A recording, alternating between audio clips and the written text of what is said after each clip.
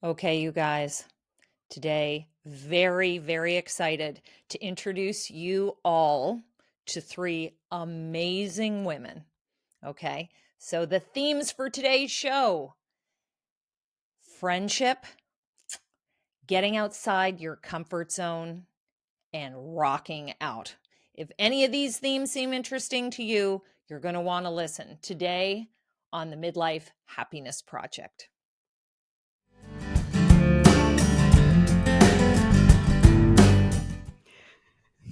Well, hi, I am Sarah, and welcome back to the Midlife Happiness Project.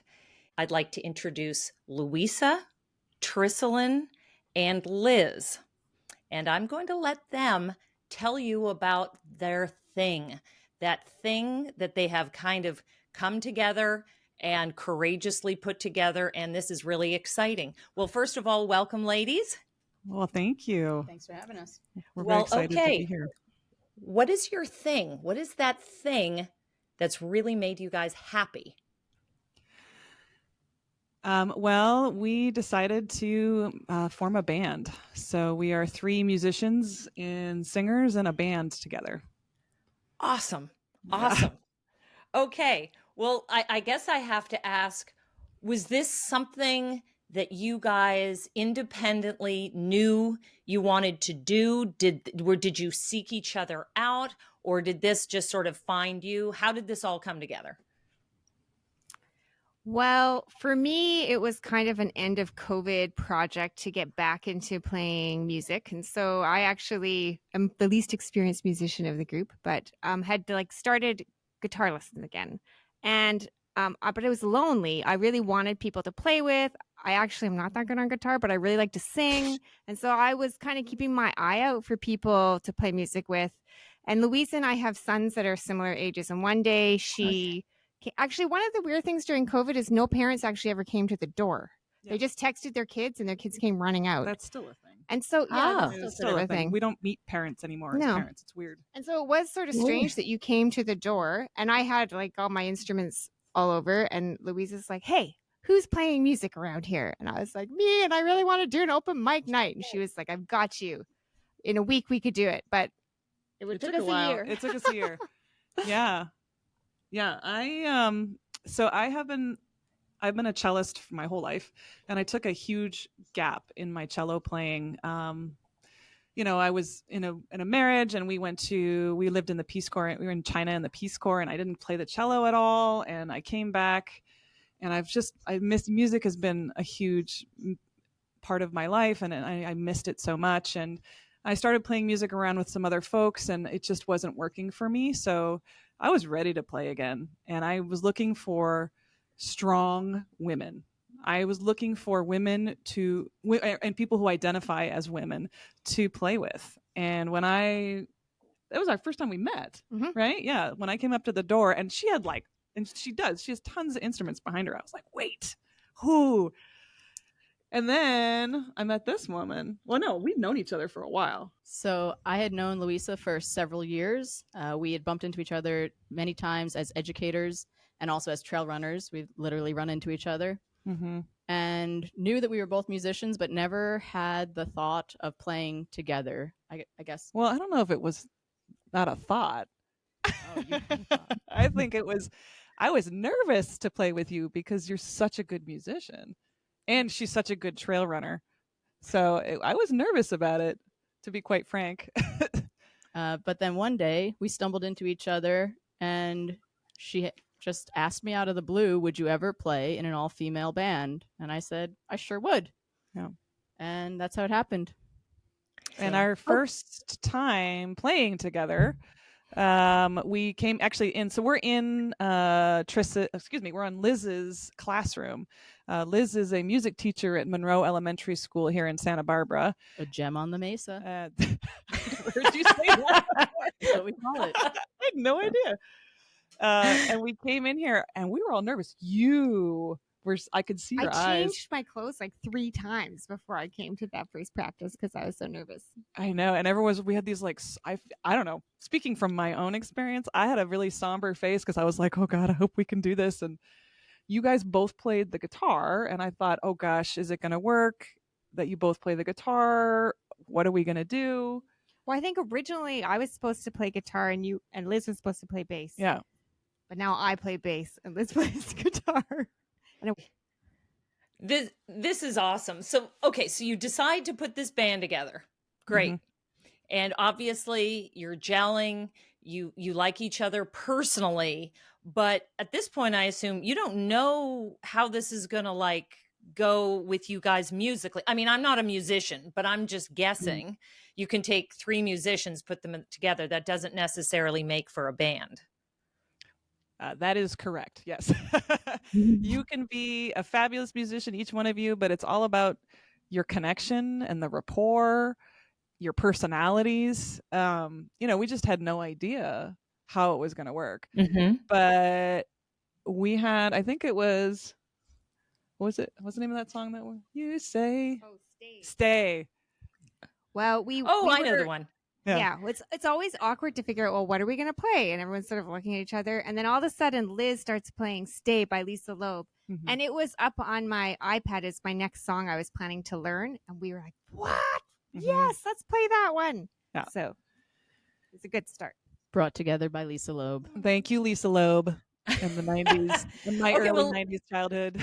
Okay, before we go on, so you got to tell everybody. First of all, let's start with the name of your band. So we are Strings and Arrows, which is a reference to slings and arrows from Hamlet and Shakespeare. And it took us months to come up with, was it months? Yeah. To come up with a name. We were constantly, texting each other. To come up with text the name. Group together. And how about this one? How about that one? How about that one? We have to look it up. No, that's already taken. How about this one? No, that one is too crappy or it doesn't have any meaning. And that one came out. I studied Shakespeare in my undergrad in London, in England, and that Shakespeare I have such a connection to it, and that was the one we settled on. It has a lot of meaning for us because it's, arrows into our future and all our possibilities working together and strings. Okay, so and the reference to slings overcoming hardship and the reference. Right, gotcha. Okay, so this is all coming about during COVID. You found each other. You formed this friendship, this bond. Your music's coming together. It's great. But let me ask you, what was the catalyst for this? What was it about? Was it just simply, you're 3 musicians and you're looking for an opportunity to play in front of an audience? Or were you in a place in your life that you were like, I need to mix it up. I need to do something different? Yeah. I think for me, I hadn't lived in Santa Barbara that long. I had moved a couple of years prior, and it was kind of about knowing that it was time to build some social connection. And also my kids are getting bigger. They don't need as much time. And so I was kind of ready to find something new and interesting to do. And to have it be outside of my house and to be sort of interacting with other people. I just needed something really positive, especially with women. And this was after COVID when we were really getting, back into the swing of things. And I needed some good friends that I really could rely on. And I not to say that I don't have good friends, but like I really wanted some powerful women to be able to play music with. And that was really my goal. That was my goal. And I didn't have like aspirations to go be this big band and be famous and go play all these different gigs. And it was just about the music itself for me. And I'm of the personality type where, I'm very pre-planned. I'm very check the boxes and make sure I know what's going on, very controlled all the time.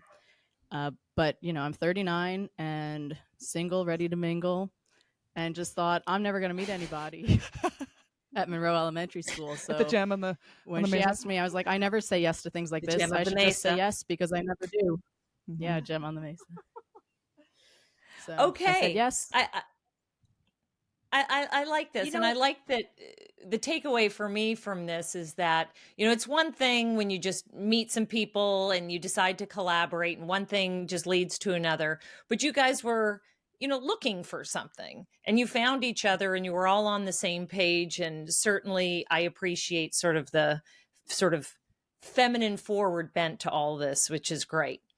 Okay, so here's the thing.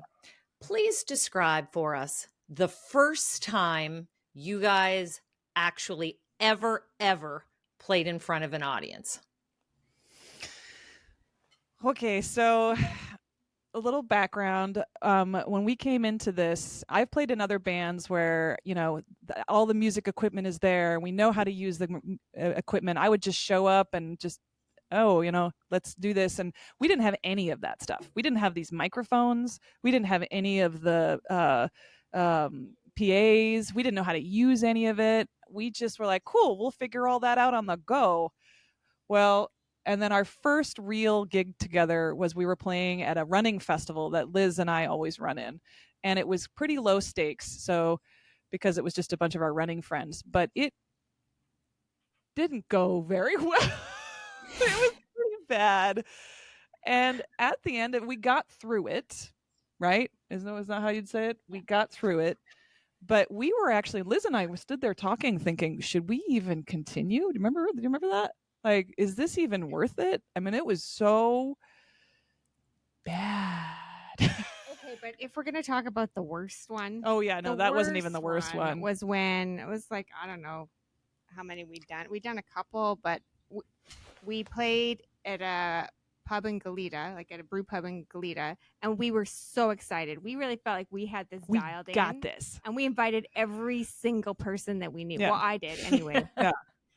And then we could not get the sound working. The equipment wouldn't work. It was and feeding back. Screeching. No one could hear us. I was so stressed. I knocked my microphone over. It was like an absolute debacle. Yeah. I didn't sleep for 2 nights because I was just like full of shame. Yeah.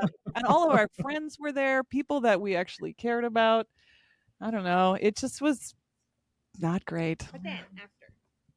But it's all part of the learning curve. And, when you're in a band, it's the music, it's the relationships, and it's also all the technology that goes on the backside. Well, here's the thing. I mean, it's one thing that it was a disaster, but if it was such a disaster, maybe you'd never do it again. So there was obviously something happened or was happening you recognized was happening that it's like, we're not quitting. Well, but also Louisa was looking for strong women, and we were strong enough. Yeah, we that's were like, true. this is not how we will go down. Well, and I as I said, Liz she's a teacher. I'm a behavior specialist. I work with some very challenging individuals in my life, my bandmates. And then Tris here, she works in the geography department at UCSB, and we've just, we do a lot of hard stuff, right? And this wasn't gonna knock us down.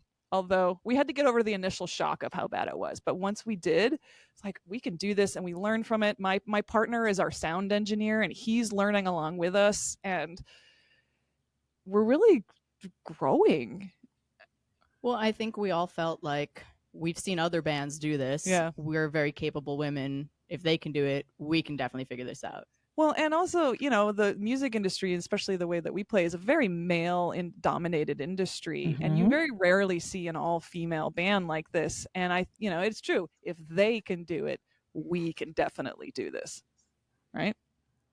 And I guess, you guys are up for a challenge because obviously it's, what you guys are doing, it takes such courage. I have so many friends who play an instrument or sing, and they're like, oh my God, in another life, I would love to be in a band. But I mean, clearly that's never going to happen. I could never imagine doing anything like this.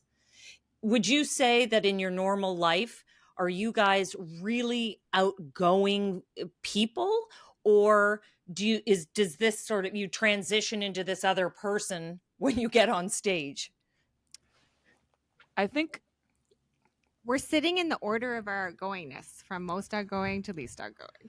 Yeah, I mean, if you could talk about a spectrum here, I am extremely extroverted. She's a little bit more in the middle, and we've got our introvert over here. We're all very different, which makes it work, actually. Yeah. And I don't think I think on stage we're all like that. It translates, like our personalities show up. Yeah. And one of the things at some of our favorite venues where we play regularly with people that we've really grown to appreciate and love, they'll say like, oh, it's so cool. We can see that each of you you're each individuals. You're very different. And yet somehow when we're all together, it works.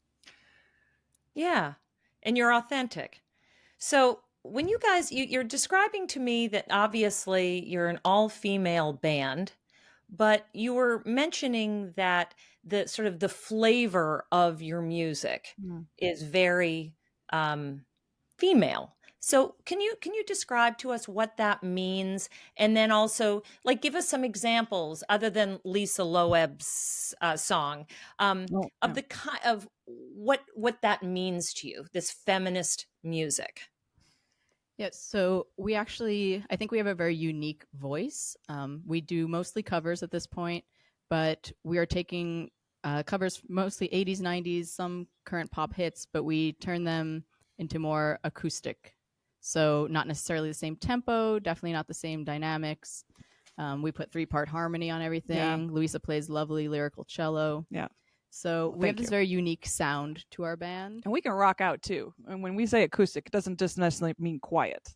No, it's intriguing. Yeah. You know, it's that I think I know this song. It sounds familiar, but they can't quite place it because it's not how the original artist did it. Well, and I think what else is really cool is that we have this one over here waking up at 5 a.m., figuring out how we can put music together, songs together to make them kind of mashups. Okay. And it really is cool. She'll text us at 5 a.m. saying, I've got an idea. We're going to do these together. And, oh, okay, cool. And people will sit there and listen and go, oh, whoa, oh, that's cool. And connecting, Lizzo to Adele. And then we've got, what else do we have? We have Weekend and The Cure that are mixed up together. I love this. Oh yeah, Harry Styles. Just lots of different music from different eras, different genres, putting them together, putting our spin on it.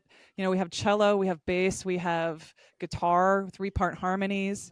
We have melodica, which I'm learning, and I'm going to start learning how to play percussion a little bit better. I'm playing things that are new for me. I'm playing instruments that are new. These ladies are also going outside of their comfort zone and learning new instruments in a way, singing in a way that we never have before. I never in my life, this is actually something I've never been able to play the cello and sing ever. I've never been able to do it. And the moment I started playing with them, I could. And that was actually, I'm actually going to cry. That was actually a really big moment for me because I was getting out of the classical side of me and getting into this whole new world of music. And it was really cool. I had these ladies to thank for it. So you're hitting on something that I think is really touching, and a lot of people listening, I think, can learn from this, that when we want to change something in our life or introduce something into our life, we think about it in a very singular way. What am I going to do? And what you guys are kind of bringing to the table is where friendship plays a part in this. And, you are stronger together than you are individually. And I think that's really interesting. I think one of the things that I have found so satisfying about being in a band with these two is that you get to see these same women regularly. And it's not even just like you're showing up for wine night or for book club, but you're actually coming together to build something, to sort of collaborate, do something that's bigger than yourself, to work through all the kinks. And we've really come a long way in the year or so that we've been playing regularly together. We're now doing gigs on like most weekends. We have 2 this weekend. I'd say we have 4 to 5 gigs a month that we're doing. We're gonna have to start saying no to things, which we never thought we would. I never thought we would do that. Yeah. So I think it's the sort of regular interaction that leads to these strong bonds, but also that we're working together to build something. What would you guys say to somebody who was like you guys in the early stages of this? They knew they were talented. They knew they kind of had a gift. They wanted to put themselves out there, had no idea where to start. What would you guys say to this person? I would say that I think a lot of it is about momentum. So even if you don't have the answer, for me, it was like, well, starting guitar lessons and making commitment to myself that I was going to do that on a regular basis. And then just talking to other people about it and seeing where you could get some reception for your ideas. So I think a lot of it is about momentum, which you can generate yourself. Yeah. And then just going outside of your comfort zone, I mean, I've never done content. Love that. I never done content for Instagram or all those things. I'm not really a social media person, but I'm constantly now thinking about, okay, what am I going to create for our social media posts? How are you going to move forward? She's always thinking about, okay, where's the next place that we're going to contact? We're always thinking about, like, what is our music set going to look like? What's the next sound going to be like? Okay, we're going to be at that place. Who are we playing to? You know, these are things that I just never really thought about before. But as long as you're just kind of checking off, okay, we're doing that now. Okay, now we're doing that. Okay, now we're doing that. Okay, now we're doing that. And we just had a meeting yesterday when we were preparing for this interview about, okay, what is our next steps after this? We have 2 big things this weekend. Now I want to get our website going. We need to be recording our songs so that we can get it up. Like, just step by step, breaking it down like that has really helped us. Yeah, and I think it's just about saying yes. Just say yes. Just try. The worst that's going to happen is you won't like it, but I love that. Say yes. Love that. Can't say that enough. The other thing, I love your bit about momentum, because I think it's like, well, you guys are runners, so you appreciate this. You train and you train and you train, and you do a marathon, and you run this marathon, you give yourself a pat on the back, and you realize, well, it's over. What's the next thing? What's the next thing? It's one thing gets you excited about next steps. It's kind of contagious, and it keeps this, as you say, the momentum going. So it's, as opposed to it just being one isolated thing that you did and said, oh, well, that was good. That made me, that was exciting for a bit, but now I'm right back to where I started. And there's always something uniquely exciting to look forward to. You know, we hear a song on the radio and we think, yes, that's the perfect song. Or, we get picked up to play at a different venue and that's exciting for us. Or somebody gives us positive feedback or a suggestion. We get more followers on Instagram, which is naturally happening now. We're not asking people. We make stickers. It's huge. Yeah, so we made stickers. We're starting to make swag. We finally made a logo. It took us a while to get to a logo. It's cool. Bumper stickers. Tote bags, T-shirts, or we get to be on a podcast that we get to talk about it. It's so cool, and it's fulfilling, And my partner, just this morning, we were waking up, and he said, I just want to tell you how proud I am of you, and the ladies of what we're doing and how far we've come, and we really. I think we're starting to get recognized. I had somebody, because I'm like, aren't you a cellist in that band? I was like, what? I am a cellist in a band. Yeah, and that was so You guys better start keeping Sharpies in your back pocket for autographs. Start signing people's heads and other places. And wearing dark glasses and just walking around. No photos, please. For me, the highest praise was when my 16-year-old son said something along the lines like, yeah, if I was just out and I heard you guys, I would be like, yeah, they don't suck.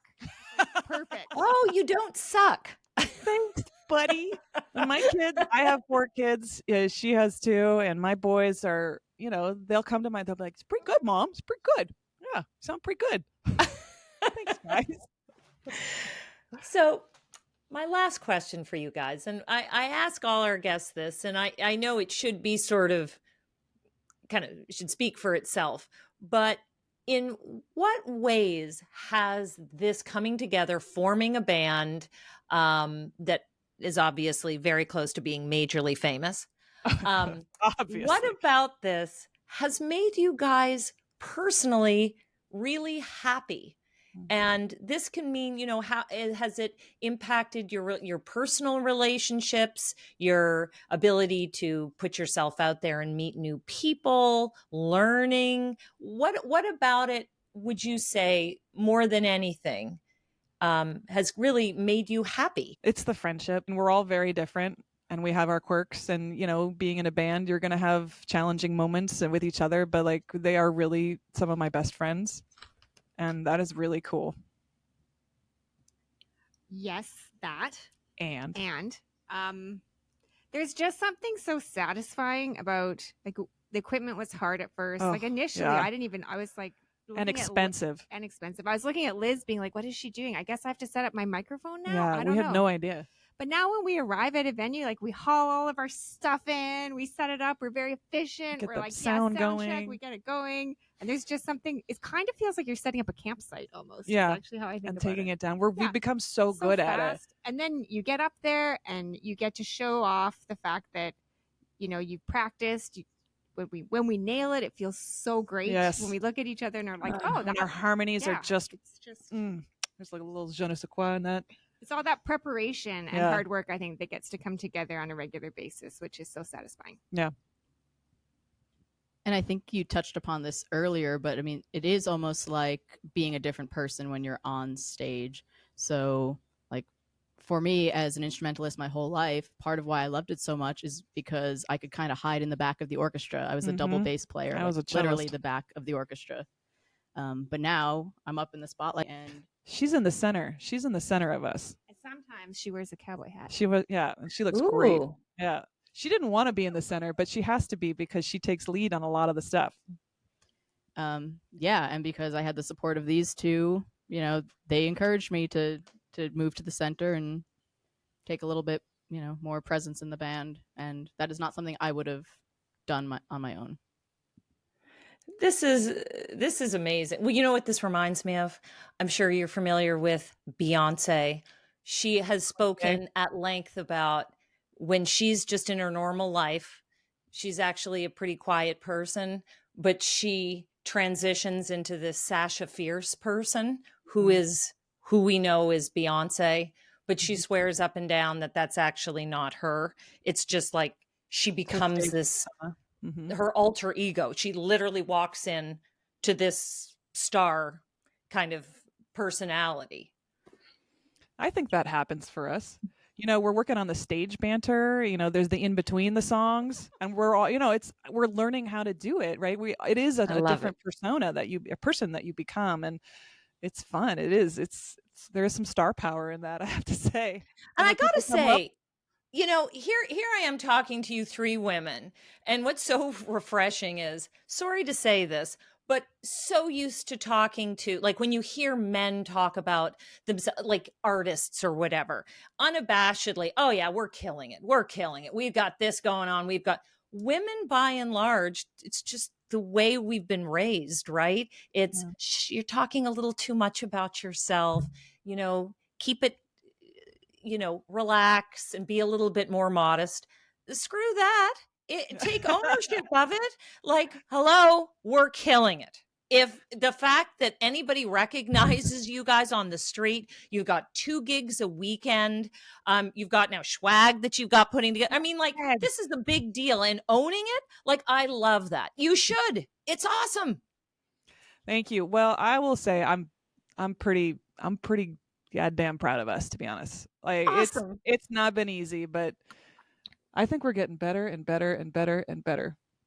Well, and we have video evidence of our first few gigs, and it's very true that we actually have come a long way. We have come a long way, and it's only been a year and a half. And I just want to say, I want to give a shout out to these fabulous people up in Orchid. From the Michaela and Jonna at the Lark and Sparrow. Thank you, like Michaela and Jonna at the Lark and Sparrow and Orchid. They were the ones that gave us our first chance for a real gig. They reached out to us, and we did it. And we're actually playing there tomorrow, Friday the 13th. Ooh. And it's because of them. They gave us the courage to move forward and be this band, and we're so grateful.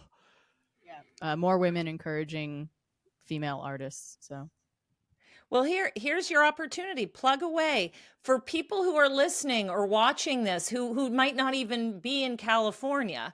So where can do you have an Instagram? Do you have a website? Let us hear about it. So we are at, and this is what I say every show, we are at Strings and Arrows Band on Instagram. We would love to get more followers. We are also, if anyone wants to get in touch with us to book us or to talk more about this with us, we are at stringsandarrowsband@gmail.com. We actually do have a YouTube page, but don't go there yet because we're working on our songs. So my partner is going to record us and get us up there in a much better way. And we will have a website, right? That's going to be, I think that's next week. It'll probably be something like Strings and Arrows Band. So, and we do have stickers. I want to make shirts. If anyone's interested, I would be more than happy to please get in touch with us, and we'll work on that. Yes. And if you're local to Santa Barbara, we're playing at Mosaic on State Street, where Draftsman and the other breweries are, on September 20th, I think, at 5 o'clock. We're playing at the Los Padres Forest Watch fundraiser on Sunday. So 2 really cool things there. And another big one is going to be Validation Ale on Friday, October 11th at 7 p.m. We'll be there as well. Yeah. So we have a lot of gigs coming up, which you can find. And do you have your schedule there on Instagram? Yeah, you can. We always post. Well, Louisa always makes us nice posters of our to advertise the dates, so you'll be able to find us there. Yes, and I'll get a schedule up there ASAP. You guys are amazing, honestly. I'm so glad you agreed to come on today, and I know people listening are, well, first of all, they're going to love you, but I think they're also going to really love your music and your story. You guys are definitely 3 very inspiring people. And thank you so much for the 3 of you for coming on today. I really appreciate it. Well, thank you so much for having us. And, those of you going through your midlife, you can do this kind of stuff. You can get out there and do it. It's awesome. And it is so worth it. Yeah. Thanks for having us. Thank you. You're lying. Okay. Well, thank you guys again. And I can't say enough about these girls. And on that note, please, please, please subscribe to our channel, the Midlife Happiness Project. So glad you guys tuned in today, and please subscribe. And we just want to keep bringing this great programming your way. Thanks again and again and again. It's Sarah for the Midlife Happiness Project.